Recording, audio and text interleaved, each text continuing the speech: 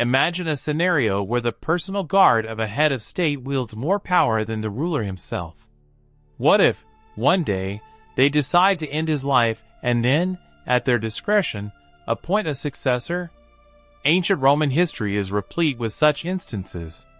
The Praetorian Guard, an elite, awe-inspiring unit, combined the roles of bodyguards, intelligence agents, assassins, firefighters, and gladiators. They wove intrigues and manipulated power, transforming from protectors of emperors into their executioners. At one tragic point in history, the Roman Empire, with all its grandeur and legacy, was put up for sale. In 193 AD, Rome was shaken by an atrocity that undermined the foundations of imperial power. Emperor Commodus fell at the hands of assassins, and chaos reigned in the palace. The legions, the bulwark of the empire, were far from the capital. The Senate, gripped by terror, froze in anticipation. It was at this moment that the Praetorian Guard entered the political arena. But the soldiers weren't merely looking for a new ruler. They decided to auction off the imperial throne. "Who will give the most for the right to rule Rome?" thundered the voice of the Praetorian prefect. 25,000 sesterces to each guardsman. And the deal was struck. The victor was Didius Julianus, a wealthy senator who promised each Praetorian a vast fortune. Thus, for money, not for merit, he acquired the title of Emperor of the Roman Empire. The empire, however, did not tolerate weakness and corruption. After just 66 days of rule, Julianus met his tragic end, losing his head. Septimius Severus, another military commander, marched on Rome to punish the treachery. Upon entering the city, he showed no hesitation whatsoever. The Praetorian Guard was disbanded, and their barracks were destroyed before the eyes of the soldiers. In their place, a new guard was formed, personally loyal to Severus. This moment marked a turning point, demonstrating that the Praetorians were not merely bodyguards, but a shadow power, the true arbiters of emperors' fates. Thus begins the narrative of an elite unit which gradually came to believe in its own omnipotence, considering itself superior to those it was sworn to protect. Long before the emergence of emperors, the Roman Republic existed. And before the Praetorians became guardians of absolute power, they served in the modest role of guarding magistrates. It all began with the praetors, high-ranking officials endowed with judicial and military authority. These esteemed individuals, however, were not invulnerable. During times of war and rebellion, their lives were at risk. Thus arose the idea of creating a personal guard, a small detachment of soldiers selected for their loyalty. At that time, they had no uniform, no permanent barracks, and no special privileges. Their sole task was protection.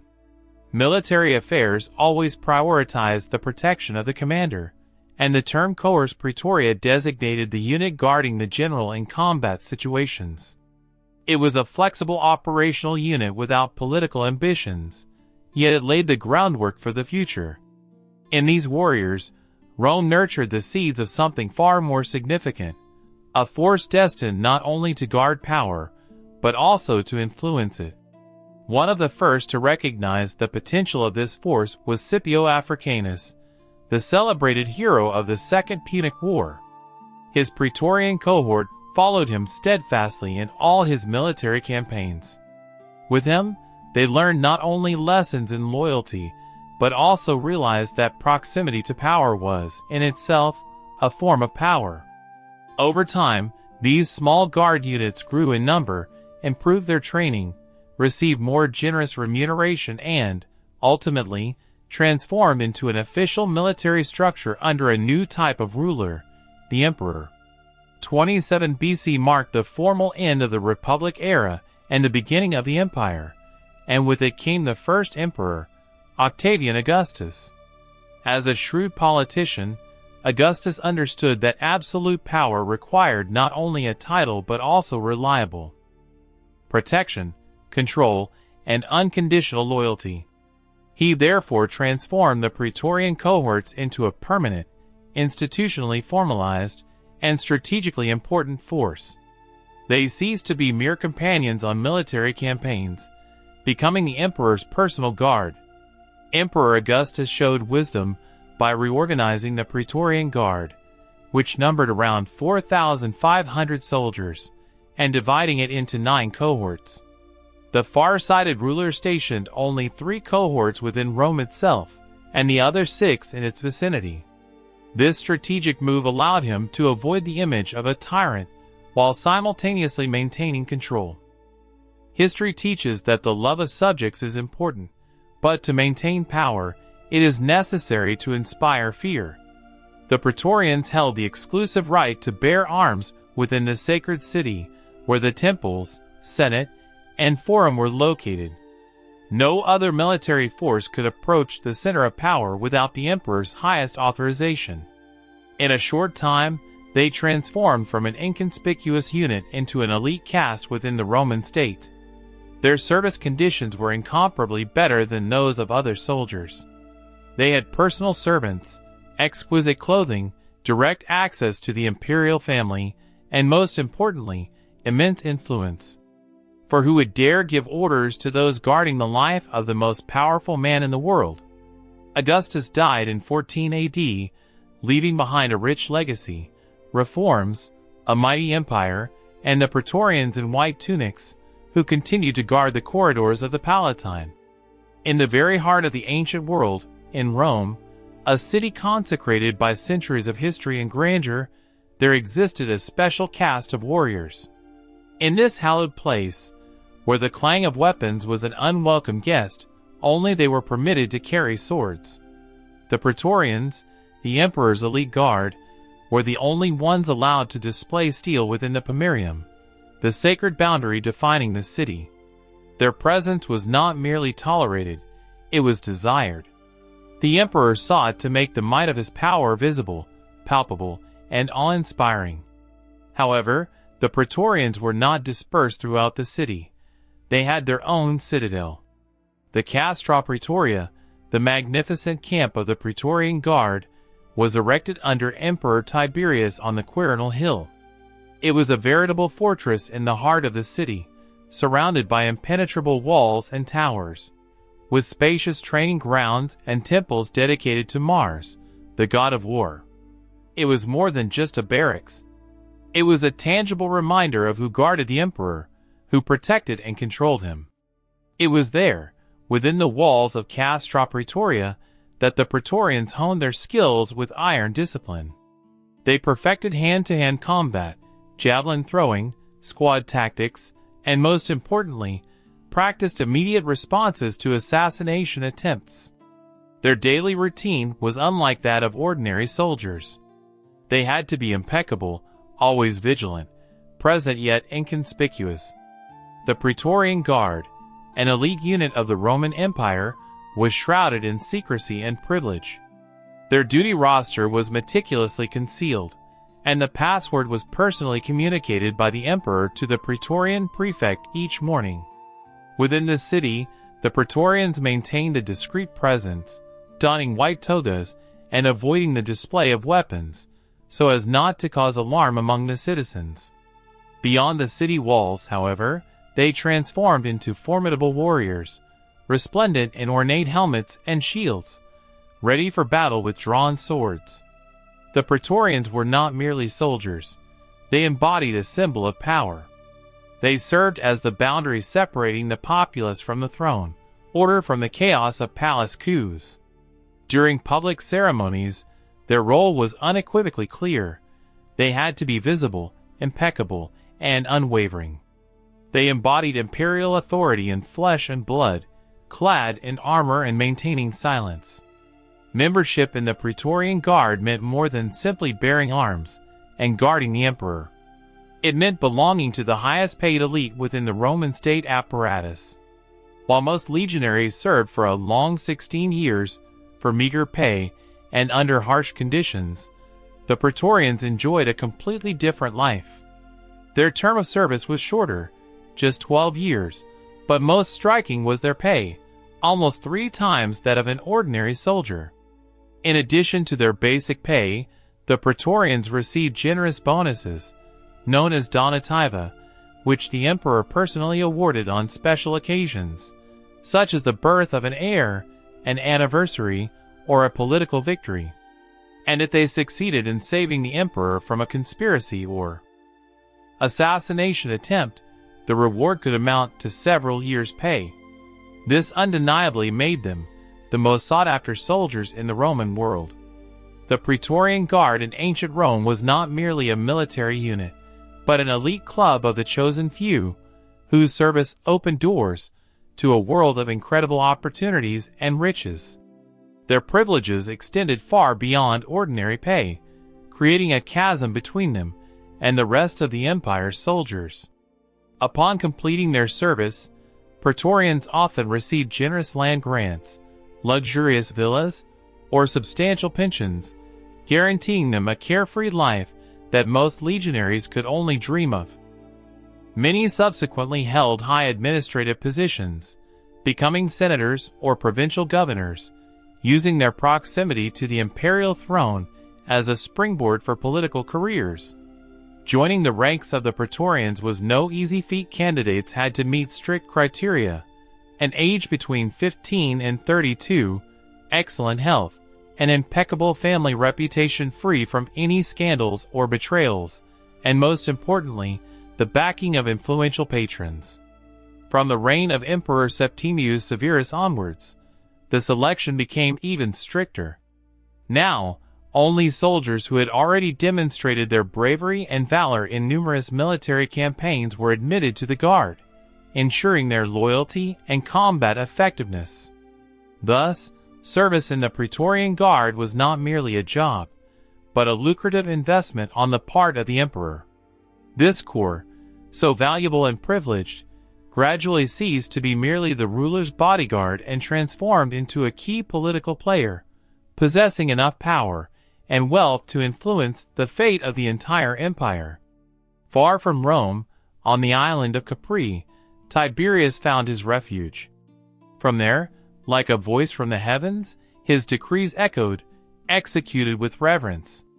The emperor, invisibly present everywhere, became a myth, his figure shrouded in legends and sinister rumors.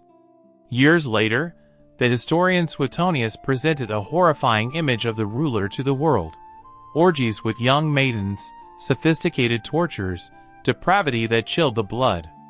Capri, according to him, became a dungeon where pleasures coexisted with torments, a hellish corner with a picturesque sea view. Some claimed that the emperor, driven by boredom, threw slaves into the depths of the sea, others, that he trained children like exotic pets. Legends circulated about secret underground passages from which no one ever returned. But where lies the line between fiction and reality? Capri became a peculiar mirror, reflecting human fears and prejudices.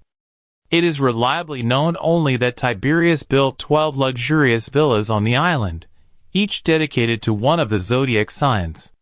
He built temples, observatories, and secluded gardens. Hardly ever leaving the island, he received reports, issued decrees, and observed the life of the empire from the height of his grandeur, like a solitary eagle soaring above the world. Tiberius's solitude, philosophical retreat, or escape from self? There are various interpretations of the reasons that led Tiberius to leave Rome and settle on Capri. Some historians believe that his departure was dictated by philosophical convictions, inspired by the principles of Stoicism. In this version, Tiberius sought a contemplative life, away from the corrupting influence of the Roman aristocracy, indulging in reflections on the meaning of existence. Others, conversely, believe that the emperor's reclusiveness was caused by deep psychological traumas and disappointments. Wounded by betrayal, he became distrustful and incapable of genuine love, striving for total control over those around him while avoiding human interaction. One thing is certain: Tiberius developed an entirely new system of imperial governance based on remote terror. He ruled through letters, sending execution orders in sealed scrolls, and his absence inspired more fear than any personal presence. While Rome trembled in fear, Tiberius indulged in contemplating the vastness of the sea. The island of Capri became for him simultaneously a refuge, a prison, a throne, and a place of atonement. Only there could he allow himself to be truly himself, without pretense or role-playing. Yet, even on this remote island, the past did not leave him in peace. Conspiracies, revenge killings, widespread suspicion, all of this pursued him even on Capri. No emperor, not even the most powerful and solitary, can escape Rome, for Rome never forgets its ghosts. When death finally claimed Tiberius, no one mourned his passing. The populace shed no tears, and life in Rome continued as usual. The only phrase that captured the general sentiment was, "At last, the monster is dead." In 37 AD, at the age of 77, Tiberius passed away, concluding a 20-year reign marked by over a decade of voluntary seclusion on the island of Capri. There are two accounts of his demise. Some claim he died in his own bed, while others attribute his death to strangulation by a pillow ordered by Caligula, his successor. Regardless of the circumstances, his departure was met not with sorrow, but rather with relief. However, the question arises, was Tiberius a true tyrant, or was he merely the most honest reflection of the price one pays for absolute power? Behind his outward coldness, his death-dealing decisions, and his voluntary exile lay order, strategic vision, and astonishing efficiency. Tiberius ascended the throne, inheriting an empire in the process of formation. Instead of indulging in unrestrained conquests, he focused his efforts on strengthening the state. He abandoned unnecessary military campaigns, fortified the borders, demonstrated wisdom in governance, curtailed excessive spending, and stabilized the economy. He introduced legislative reforms, combated corruption, and showed an almost manic concern for state finances. On one occasion, he even resorted to using his personal funds to avert an economic collapse that followed a banking crisis. Tiberius became the only emperor who, instead of bread and circuses, offered his people something calmer yet more enduring: balance. Yet Rome could not forgive him his coldness. A shadow of suspicion and alienation shrouded his reign. His secrecy, clandestine decisions, backroom courts, and emotional coldness made him the focal point of widespread antipathy. For human nature does not tolerate those who hide their soul behind an impenetrable wall. Subsequent generations of historians, writing during the reigns of more cruel but charismatic rulers, demonized his image. Caligula, seeking to erase his predecessor from public memory, ordered the destruction of his statues, consigned his name to oblivion, and filled the public sphere with scandalous accounts of his deeds. Thus, an emperor who never sought power became the embodiment of horror, solitude, and misunderstanding. His legacy proved contradictory. He was at once a skilled administrator and a talented commander, a detached leader, and a symbol of terror, a man who feared love as much as he feared power. A strategist who ruled in silence and departed life without ever truly being heard. Today, modern scholars are attempting to reevaluate his character, setting aside bias and sensationalism. Some see him as a pragmatic politician whose ideas were ahead of his time. Others perceive him as a wounded soul that never found peace. Perhaps this is what Tiberius truly was, neither monster nor sage, but a cautionary tale. A reminder of what absolute power can do to a man who, deep down, never wished to rule. Rome bestowed upon him the imperial mantle, and history branded him a monster. But perhaps Tiberius was merely a man who had lost the ability to feel. From afar, Tiberius built a system of power devoid of any human face. He governed, eschewing the boisterous cheers of crowds, ostentatious displays of heroism, and the erection of his effigies in every city square. Yet his influence permeated every corner of the vast empire, like an invisible wind guiding the course of events. He was a ruler who shunned ovations, political intrigue, human affection, and ultimately fled from himself. Could he be called cruel? Quite likely. Was he endowed with an outstanding intellect? Undoubtedly. Did he possess freedom? Never.